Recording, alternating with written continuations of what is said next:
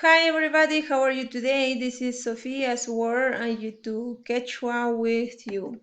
Today we are going to talk about Runakunapa, Sutinchaqnin, Simikuna. Runakunapa, Sutinchaqnin, Simikuna. Runakunapa, Sutinchaqnin, Simikuna. Personal pronoun.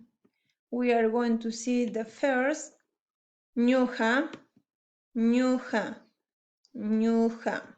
The next one, ham, ham, ham. The next, pie, pie, pie. Could be he or she. The next, kai, kai. The other, wak, wak.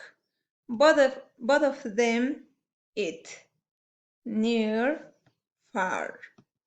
The next one, Ñuqanchik, ñuqanchik, ñuqanchik. Next, hamkuna, hamkuna, hamkuna.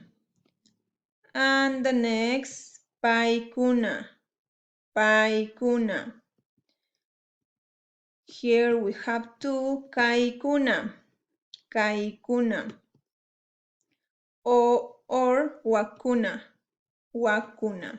Okay, in plural for near and far. That's it. Well, here we are going to do a little review about personal pronoun in Quechua. The first one, I, ñuqa, ñuqa. In plural, ñuqanchik, ñuqanchik. The next, you, ham, ham. In plural, hamkuna, hamkuna. The next, for she, pai, pai. For he, also pai. Okay, and in plural, paikuna, paikuna. We continue with it.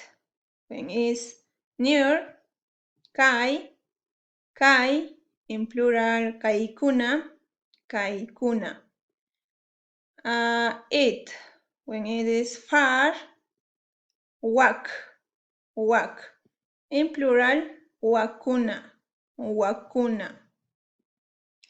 Then that's all for today. Thank you so much, Anyai. See you soon. Tupananchikama.